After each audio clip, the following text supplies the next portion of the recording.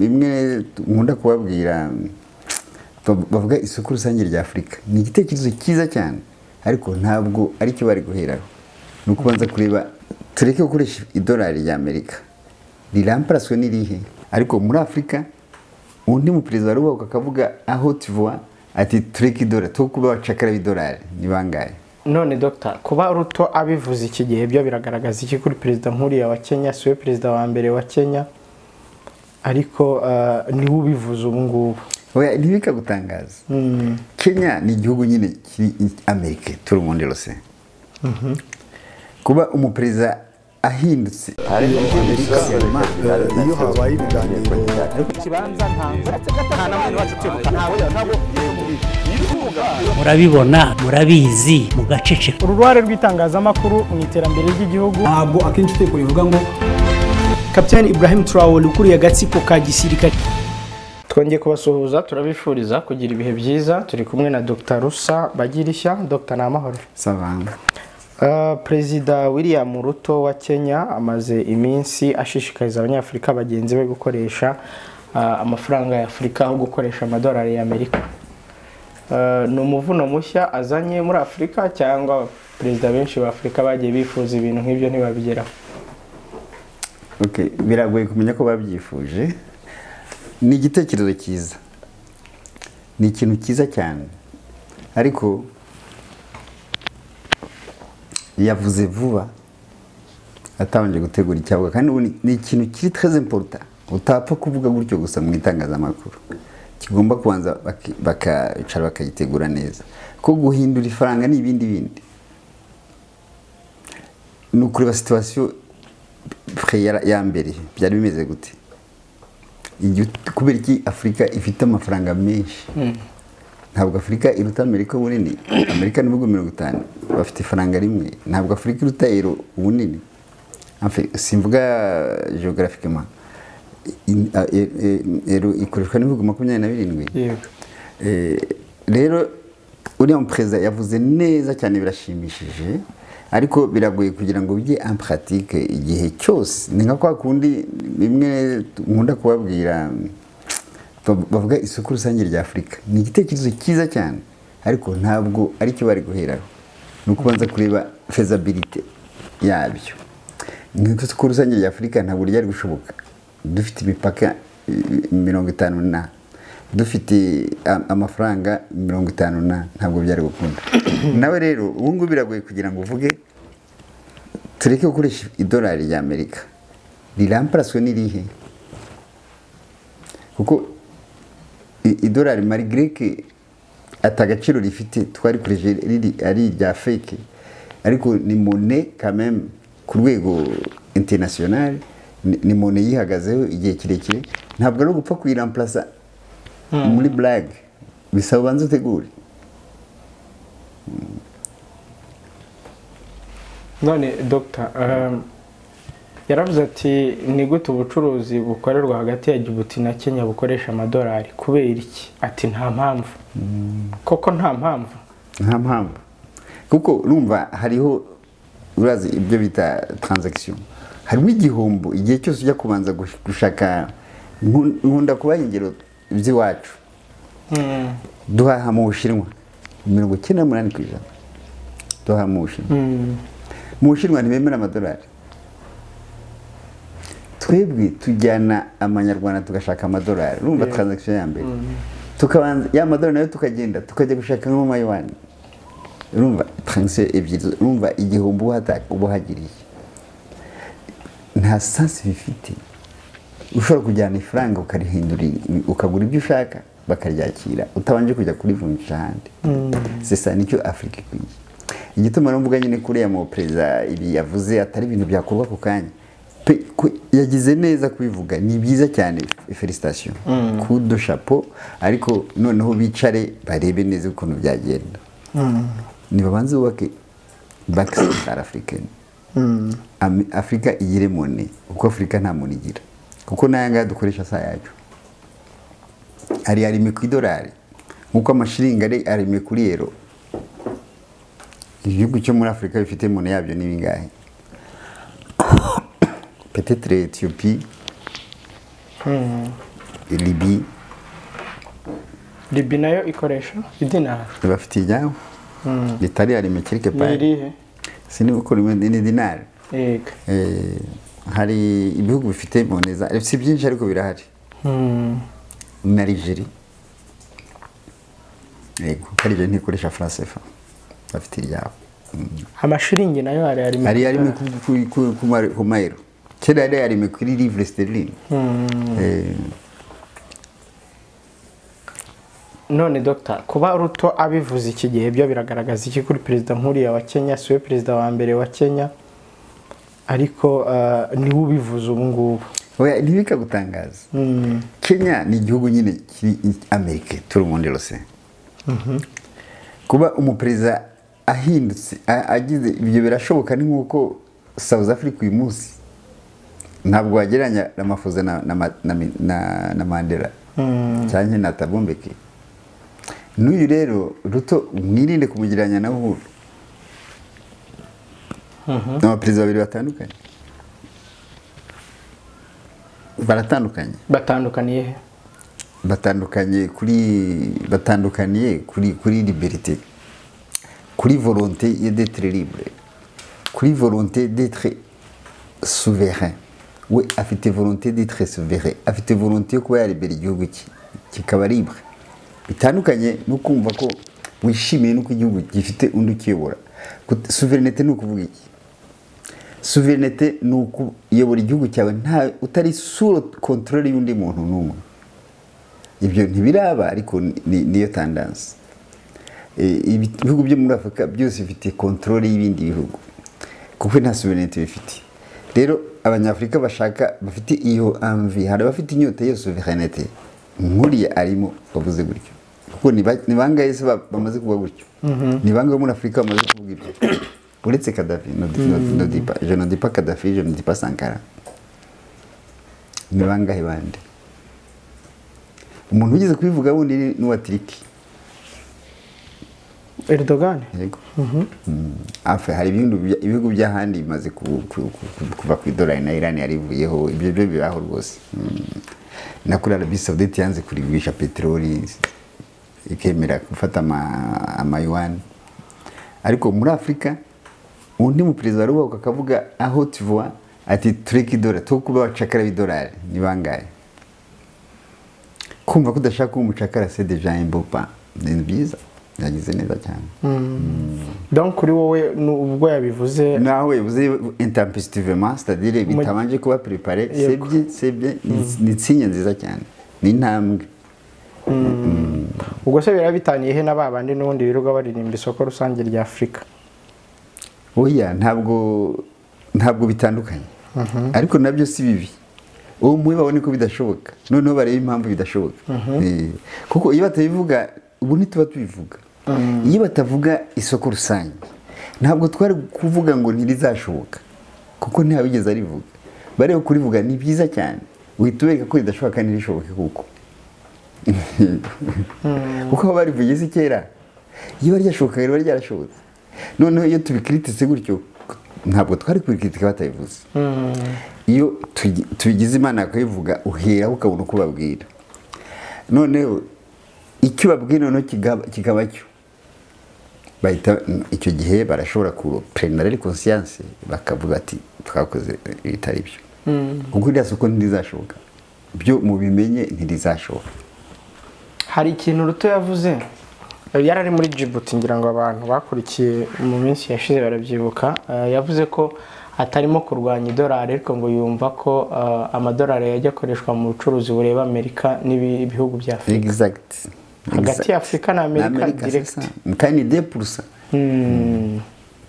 ariko yavuze ko ngo Kenya yatangije uburyo butuma amafaranga muri Afrika azajya akoreshwa mu mwanya amadolari yakoreshwagamo biragoye kuvuga ngo yabikoze gutyo ntabwo igihugu kimwe gishobora kudirija amamoni y'ibindi bihugu byose ibyo ntibishoboka nukubaza ko ishiringi bizaba converti donc ni ibintu bisaba no kumvikana kugira ngo ifaranga agaciro rifite rikagaragare ntabwo ari igihugu kibidesida kimwe bisaba kugira ngo nemere ifaranga ryawe d'abord ugomba kuproduce ibimagije byose ushobora guhahira iwawe byose icyo gihe bidakunda ifaranga ryo ni ry'agaciro ku buryo nshobora guhaha ari hose nka kuriya Amerika nawe yakoresha amayeri ibwira kugira ngo idolari rikwire hose bahize ngo kubera iki yumvikanye na Arabie Saoudite ko bazajya bafagitira peteroli muri dolari ibihugu byose bigura peteroli ibihugu byose bigura peteroli ni ukuvuga ko ibihugu byose byakeneraga dolari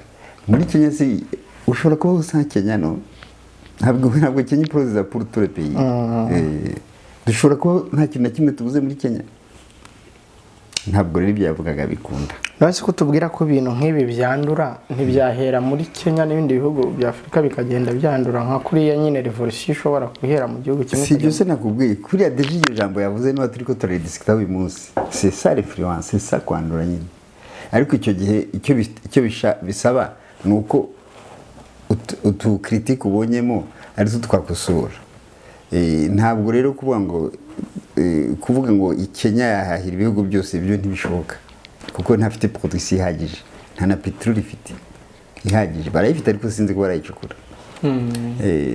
nta production ifite ihagije ku buryo yahahira ibihugu byose icyo gihe rero ntabwo ifaranga ryawe ryakwiempoza ntabwo bikunda idolari iyo urebye ubona rigeze he Dr. idolari ryatakaye kera icyatumye mutabimenya ni ukubera imbaraga Amerika yari ifite no kubera natwe n'ibihugu byacu bitagize bimenya Amerika uko imeze uko Amerika ni tigre de papier donc ni château de cartes ishobora kwikurura di mu l'autre ariko bakoresheje influence yo muri Proche-Orient kuko Proche-Orient yari yabahangayikishije cyane n'ubusumba Afrika Proche-Orient kuri Amerika yari point criminal kuko ni peteroli kwisi ya mbere uzi ko yabaga muri Proche-Orient cyane n'uyu munsi iva muri Proche-Orient noneho bumvikana na Arabie Saoudite ku ma négociation bagiranye bijyanye peut-être na sécurité yayo ko umuntu wese uzagura peteroli bazamufagitira amadolari Arabie Saoudite kugeza uyu munsi no ya mbere ku isi iproduza peteroli nyinshi niba rero ugura peteroli muri icyo gihe babigize kubera iki idolari ryateye agaciro mu 1971 Amerika yagize ikibazo cya zahabu irigira monnaie flottante kuko ryari kuba rikiri fixe nta zahabu ihari yo kuri souterrain iki $11 igeze kuri $35 noneho idolari ritagaciro ntitwabimenya kubera influence Amerika yari imaze kugira uko kuva muri 1945 Amerika uzi ko yariho yabaye superpuissance yabaye puissance ndaho ndibeshye yabaye puissance yabaye superpuissance muri 1991 kuko igere forward itangira yatangiye niho Amerika baye igihangange urumva rero byari yakoraga icyo ishaka yavuga icyo ishaka yategekaga icyo ishaka yategeka igihugu cyose uko ishaka ubu rero uyu munsi nimwe njya nkubwira biriko birahinduka iyo habakira ntabyo ari kuvuga ngo na perezida wa Kenya ntacyo ari kuvuga simva perezida wa Kenya gusa nta n'undi ariko ibi perezida wa Kenya avuze asa naho atari kure kuko minisitiri w'imari muri Leta z'Ubumwe za Amerika Janet Yellen nawe aherutse kwemera ko bari kubona ibihugu byinshi bigenda byipakurura ikoreshwa ry'idolari cyane cyane mu bubiko bw'amadevize yabyo ngira ngo ukunda kuvuga uti banki centrale y'u Rwanda izana amayuani menshi amadolari n'ibyo dukeneye bagira amaruzeriva yuani kuko ubu turahaha muri Chine cyane gusumba muri Amerika nta kamaro ko kugira amadolari utabona ibyo ushaka byose kubera amadolari kuko aho duhaha ntibanayemera yego no kongera ukavunjisha iyo Chine baziyemeraga amadolari nta kibazo tuba dufite ariko Chine ntiyemera amadolari n'Uburusiya ntibwemera amadolari kandi naho turahaha cyane ku ifumbire niho iva peteroli niho iva peteroli iva muri Arabie Saoudite nayo nuko ufite amayuani uragura peteroli ntago bikiri petrodolari ikarika byavuyeho kera urumva rero nta rezo nimwe ihari yo kugira ngo tube abacakara b'idolari nta nimwe ntacyo wabona icyo wabona ni iki ni ikintu utamenya ni psychological traumatism ukumva gusa ko udashaka kugirana amorasiyo mabi na Amerika nicyo kibazo kandi mu byinshi Afrika ibyago bya mbere Afrika yagize ni ukumenyana n'Uburayi na Amerika kontina zose zamenyanye n'uburayi zahuye n'ibibazo ari Afrika ari Amerika ubwo se abautochtone bo muri Amerika bari hehe ari Australia aborigene bo muri Australia bari hehe donc igihugu kontina yose yagize contact na Occident yahuye n'ibibazo n'uyu munsi na Canada uzareba aborigene n'uyu munsi ntibarabantu Australia barabamaze hasigaye bangahe Amerika hasigaye 5%. Afrika baratwishe nawe batatwishe ngo dushire physically baratwishe mu mutwe ku buryo twebwe ahubwo dusigaye nta n'10% dufite. Urumva ni ibyago twagize twagombye gushimana ko tumaze kubimenya kuko kenshi ibyo byago kenshi urabigira n'ubimenya n'abandi n'abanyamerika barabizi uyu munsi barabizi baranacyanarwana marigari ko ari 5%. Dr. uyu minisitiri w'imari muri Leta Zunze Ubumwe za Amerika avuga ko ibyo bintu byose turi kuvuga bitazahungabanya idolari. Nta kindi yavuga. Nta kindi yavuga. Bizarihungabanya bite? Byarahungabanye deja. Nta kindi yavuga. Idolari se ni iki? Erega moneni iki? Ni confiance. Mone agaciro igira nakaye ko umuntu ari igipapuro. Nicyo ikotoriza kubona. Niba hari yindi mone iyo turiza kubona icyo nshaka iyo yindi ntawe nkeneye ko mone ni confiance mone ni igipapuro muri izi ntambara Amerika igumamo icyo bifasha ni iki isohora ibipapuro byinshi by'amadolari kubera hari irwana barayakeneye barabakenera ku ngufu ahubwo ko barabafasha mu madolari ariko ubundi mone ni igiki ko ari igipapuro iyo dolari ni igiki na livre sterling yarasenyutse ariko mu gusumba idolari aho uravuga ngo ntizahungabana iyo ni discours politique. Ikintu rero uyu minisitiri aravuga ati ntabwo bitangaje kuba hari ibihugu bifite ubwoba ko byagirwaho ingaruka n'ibihano byacu abyitirira ko hari ibihano Amerika igenda ifata ibindi bihugu bigatuma bishaka izindi nzira zitari idolari ati ni ibintu rwose tugomba kwitegura. Nibyo kabisa ubundi se bafata ibihano by'abandi kabuge ibihugu biri autonome wowe gifatira ibyo byose bizashira bigomba guhinduka ibyo byose.